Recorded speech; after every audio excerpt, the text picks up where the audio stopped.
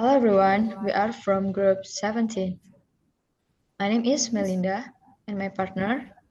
My name is Vanessa, So, our topic is about should the government impose a maximum and the number of work hours per week? and we stand for affirmative side.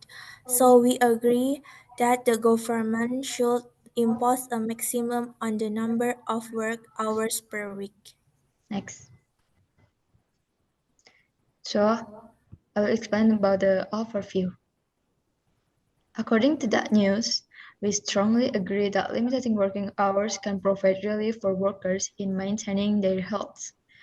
From the BBC News that published on 17th May 2021, long working hours are killing hundreds of thousands of people a year, according to the World Health Organization or WHO.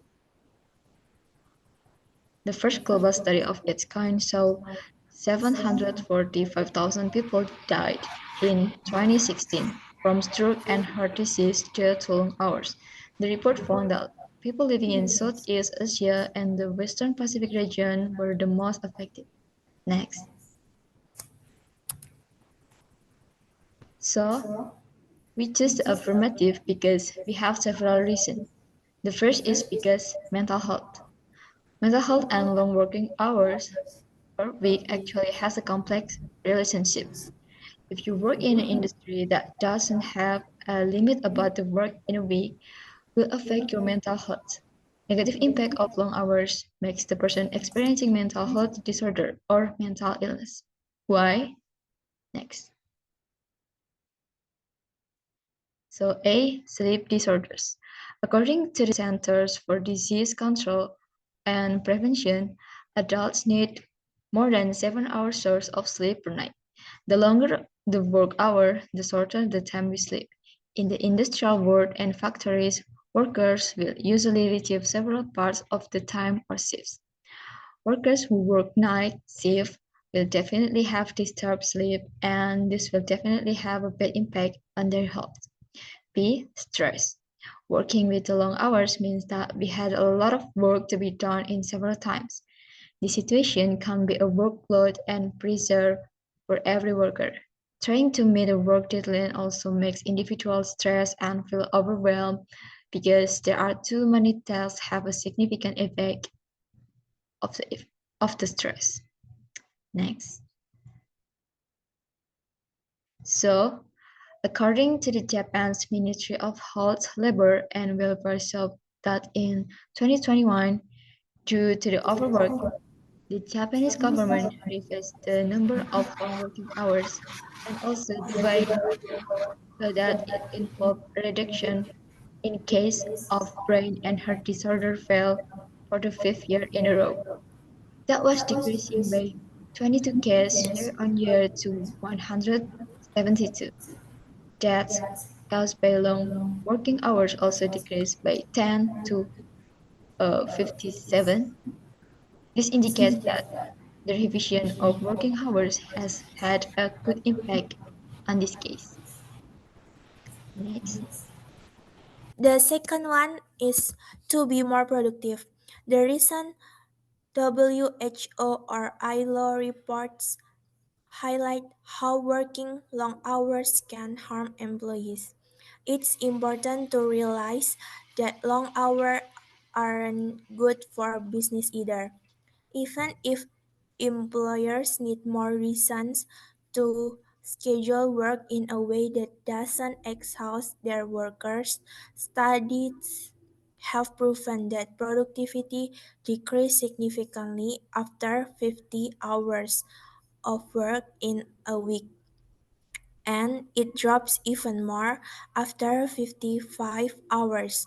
Our brains have a limit to how much they can focus in a day.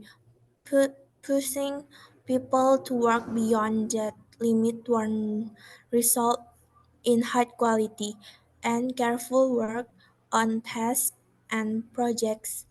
There's even evidence that working few hours but being more efficient and managing time well can actually increase productivity and benefit a business.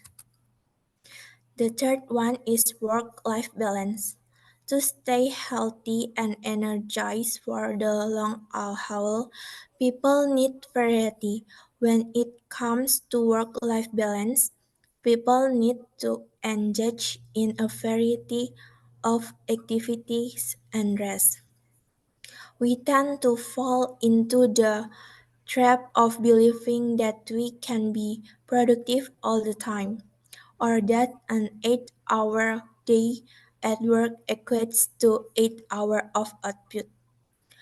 However, that is hard, if not impossible, for many individuals to achieve.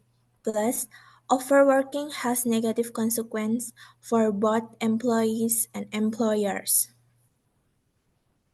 Poor work balance can also leave employers working more hours but being less productive. So, these are planned how to change. First, public awareness campaign. By involving the public, you can gather more people who support your cause and put pressure on your elected official to make changes. Second, research and data collection. Encourage and support research on the impact of maximum work hour regulation, collecting information on employee health, workplace productivity, and general job satisfaction. Third, set reasonable maximum work hour. Worker health standards can be obtained from determining maximum limits. This is based on research and global practice that has been carried out previously. So this is expert opinion from Helen Delaney. Helen Delaney, a senior lecturer at the University of Auckland Business School, says the success of the Perpetual Guardian trial in New Zealand was down to the involvement of staff in planning the experiment.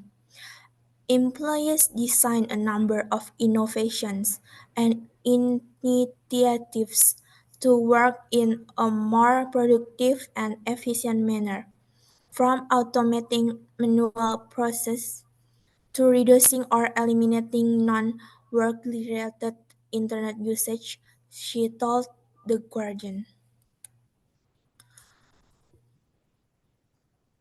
So, the conclusion from our presentation is that we agree that the government should impose a maximum on the number of work hours per week.